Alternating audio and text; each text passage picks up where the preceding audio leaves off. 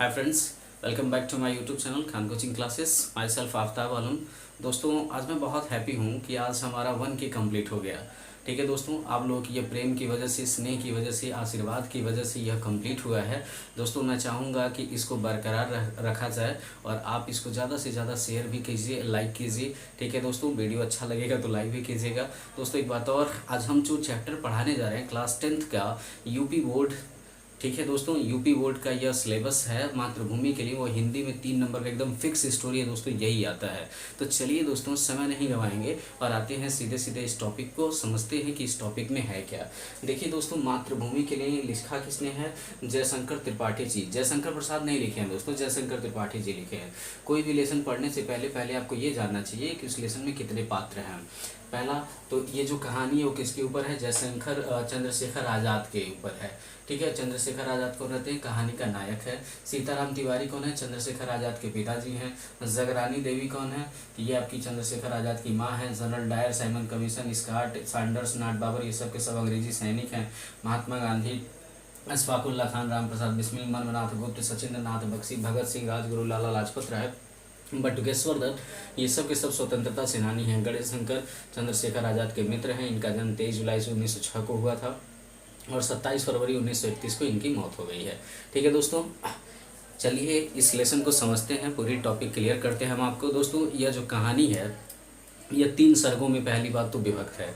आज हम आपको कहानी का पहला पार्ट सुनाने वाले हैं जिसका नाम है, कुछ लोग इसे संकल्प सर्ग के नाम से जानते हैं। कभी कभी बोर्ड एग्जाम में प्रथम सर्ग न करके संकल्प सर्ग आ जाता है। ऐसे आ जाता है, मातृभूमि के लिए संकल्प सर्ग की कथा वस्तु अपने शब्दों में लिखिए। तो संकल्प सर्ग का मतलब होता है दोस्तों प्रथम सर्ग। कभी कभी प्रथम सर्ग में आ जाता है, कभी कभी संकल्प सर्ग करके आ जाता है। ठीक है, तो आप कंफ्यूज मत होइएगा कि अगर संकल्प सर्ग पूछेगा तो भी इसका मतलब यही है कि पहला सर्ग। ठीक है दोस्तों, आज हम लोग पहले सर की स्टोरी पढ़ने वाले हैं। तो चलिए लेसन स्टार्ट करते हैं और समझते हैं कि इस लेसन में है क्या।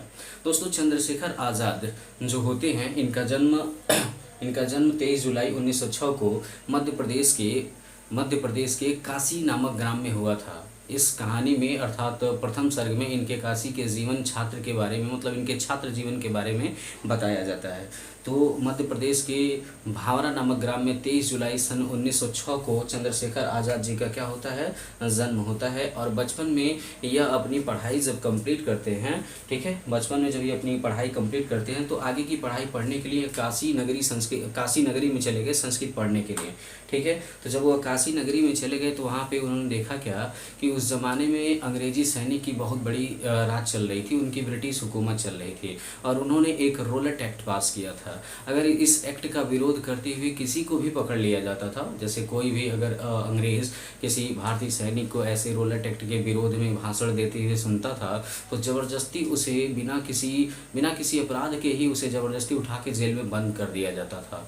तो इसी एक्ट के बारे में चर्चा करने के लिए पंजाब के अमृतसर में, कहाँ पे दोस्तों आप जानते हैं, पंजाब के अमृतसर में सन 1919, आप इतिहास की एक घटना पढ़ेंगे, जलियांवाला बाग हत्याकांड। ठीक है दोस्तों, जलियांवाला बाग हत्याकांड पंजाब के अमृतसर में सन 1919 में जलियांवाला बाग में भारत की कुछ जो सैनिक थी, स्वतंत्रता सैनिक, वह रोलेट एक्ट के विरोध के बारे में लोग भाषण दे रहे थे। ठीक है, ताकि रोलेट एक्ट का कैसे हम लोग विरोध कर सकें। और इसकी जो खुफिया जानकारी थी, किसी ने जा करके उस समय के जो सबसे क्रूर शासकों में से एक था जिसका नाम था जनरल डायर, यह जा करके किया क्या, यह जा करके मतलब जनरल डायर को बता दिया, कोई खुफिया विभाग का अधिकारी जा करके जनरल डायर को बता दिया। और जनरल जो डायर था वो अपने सैनिकों को लेकर के वहाँ पर पंजाब के अमृतसर में पहुँचता है, जलियांवाला बाग में। और जब वो वहाँ पहुँचता है तो वहाँ के निरीह जनता पर करता क्या है दोस्तों, वह निहत्थे लोगों पर गोलियों की बौछार कर देता है। तो लाखों की संख्या में लोग वहाँ मारे जाते हैं जलियांवाला बाग में। और जो लोग बचते हैं उनको ऐसे नहीं छोड़ा जाता है दोस्तों, उनको एक सरकारी गली में 22 गज ज़मीन क्या किया जाता है, पेट के बल लेट करके, अगर उन्हें अपनी जान बचानी है तो पेट के बल लेट करके उन्हें जाना पड़ता है। चाहे वो गर्भवती महिला ही क्यों ना हो, चाहे वो छोटा बच्चा ही क्यों ना हो, चाहे वो लंगड़ा ही क्यों ना हो, चाहे वो बूढ़ा ही क्यों ना हो, सबको अपना सर झुका करके वो 22 गज ज़मीन को पार करना होता है। ऐसे घटना को जब पेपर में यह बात छपी तो चंद्रशेखर आज़ाद अखबार में, जब ये काशी में थे वहाँ पढ़ रहे थे, तो अखबार में उन्होंने इस घटना के बारे में पढ़ा तो उनका जो हृदय था अंदर से तिलमिला उठे, अंदर से क्रोधित हो उठे और वह अंग्रेजी सैनिक के खिलाफ आवाज़ उठाना चाहते थे, उनको जान से मारना चाहते थे। और उन्होंने वहीं पे डिसाइड किया कि बहुत हुआ पढ़ाई, उन्होंने वहीं पे डिसाइड किया कि बहुत हो गया पढ़ाई, अब ज़्यादा पढ़ने लिखने से कुछ होने वाला नहीं, मेरा देश गुलाम है, मेरे देश के लोग गुलाम हैं, तो मैं पढ़ लिख करके क्या करूँगा। इसी वजह से वह महात्मा गांधी जी के साथ जुड़ गए। उस ज़माने में महात्मा गांधी एक फेमस आदमी थे जो असहयोग आंदोलन की शुरुआत किए थे। तो असहयोग आंदोलन की शुरुआत में जब ये स्टार्टिंग किए थे, इनकी एक आवाज़ पर लाखों की संख्या में तादाद आ जाती थी, भीड़ आ जाती थी। जैसे जो भी सैनिक होते थे, जो भी स्टूडेंट होते थे, पढ़ाई छोड़ करके महात्मा गांधी की एक आवाज़ पर चले आते थे। उसी आंदोलन में चंद्रशेखर आज़ाद भी गए थे, असहयोग आंदोलन में। और असहयोग आंदोलन जब चल रहा था उसी दरमियान हुआ क्या दोस्तों, उसी दरमियान कुछ सैनिकों को गिरफ्तार कर लिया गया, जिसमें चंद्रशेखर आज़ाद को भी गिरफ्तार कर लिया गया।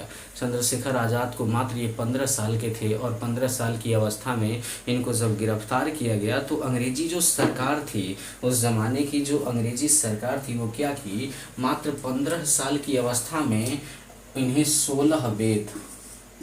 15 साल की अवस्था में इन्हें 16 बेत जोर जोर से मारा गया दोस्तों। 16 बेत पूरा ताकत लगा करके मारा गया और इनसे इनका नाम पूछा गया कि तुम्हारा क्या नाम है। तो चंद्रशेखर आज़ाद ने वहाँ बताया कि इनका नाम आज़ाद है। और इनसे इनका पिता का नाम पूछा गया तो इन्होंने बताया कि मेरे पिता का नाम स्वाधीन है। इनसे इनके घर का नाम पूछा गया तो इन्होंने बताया कि मेरा घर जो है वो जेल खाना है।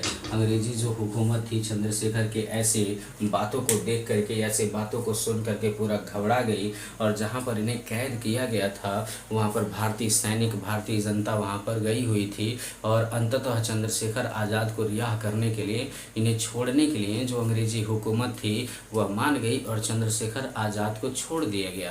15 साल की अवस्था में वह बच्चा जो 16 बेत डंडे की प्रहार को सहा था, वह लड़का जब उस दिन घर से मतलब जेल से बाहर आया तो इसका बड़े भव्य तरीके से फूल और मालाओं से स्वागत किया गया। और इसके अतिरिक्त उसी दिन से इनका नाम क्या पड़ गया, आज़ाद पड़ गया। ठीक है दोस्तों, ये कहानी का हमारा क्या है, यह कहानी का हमारा पहला सर्ग है, जिसको हम क्या कहते हैं दोस्तों, संकल्प सर्ग कहते हैं। आई होप दोस्तों, मुझे लगता है कि आपको यह मतलब पहला सर्ग जो है पूरा का पूरा कंप्लीट हो गया होगा।